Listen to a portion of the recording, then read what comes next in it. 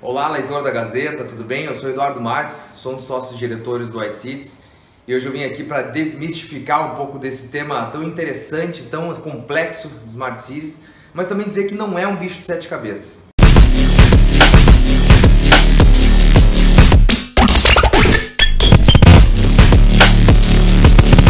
Tá? Smart Cities é algo muito mais plausível de se entender. Né?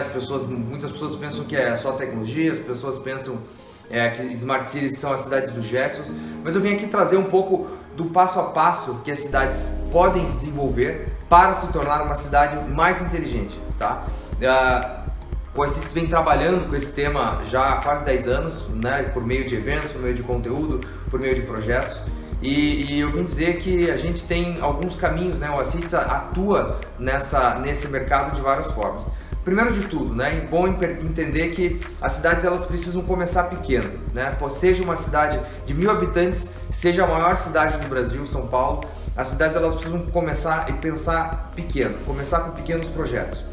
Mapear os atores é muito importante, mapear quem são os principais atores da cidade, além da gestão pública. Então a gente está falando de associações comerciais, universidades, as principais empresas, né, as principais geradoras de emprego na cidade, porque também cidade inteligente também tem tudo a ver com economia, né? Uma cidade sem economia não é uma cidade inteligente.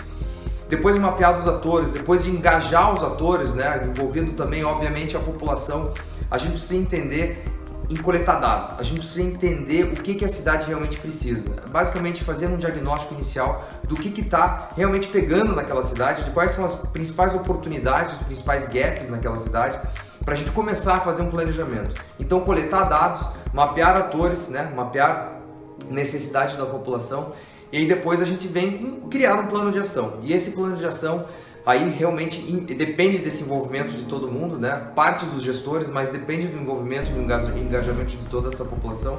E esse plano de ação ele precisa ser quebrado num curto, médio e longo prazo, né? E a gente precisa criar ações de curto prazo. A gente sabe que as gestões públicas são de 4 anos, às vezes 8, mas eu preciso ter projetos que possam ser desenvolvidos, eu posso coletar resultados, eu posso coletar benefícios desse projeto em 4 anos, mas também pensar em projetos de médio e longo prazo para próximas gestões, pensar em projetos que sejam perenes e por isso sim o engajamento da população, o engajamento dos atores para que esses projetos sejam perenes. E a gente sabe que as cidades brasileiras elas têm problemas muito comuns, né? Problemas de infraestrutura viária, infraestrutura de conectividade, a gente falou esses tempos sobre isso. As cidades brasileiras têm baixa conectividade, né, de acesso à internet, de acesso a dados, né, de transmissão de dados. A gente também tem problemas para cidades maiores de mobilidade, trânsito elevado, né, a falta de segurança no trânsito, a parte de poluição. A gente tem problemas de saúde, a gente tem problemas de saúde pública e tem principalmente problemas de escolaridade baixa. E é por isso que eu estou aqui hoje, eu quero falar sobre a necessidade que a gente tem de não só, né, aumentar o nível de escolaridade das pessoas, né, das crianças, dos adolescentes, dos adultos, das pessoas que vivem na cidade, né? As cidades inteligentes elas são feitas por pessoas inteligentes, então aumentar a escolaridade e principalmente também dos gestores públicos. Então esse é um dos propósitos do iCities, de fato trazer, né, conhecimento, trazer educação por meio de cursos, por meio de eventos. E eu estou aqui para falar hoje um pouco sobre o Smart City Expert, né? A gente tem um curso hoje voltado para capacitação de gestores públicos, não só gestores, mas todos os servidores que atuam nessa gestão. E também empresários, né, empresas e pessoas que querem se envolver mais nesse mercado.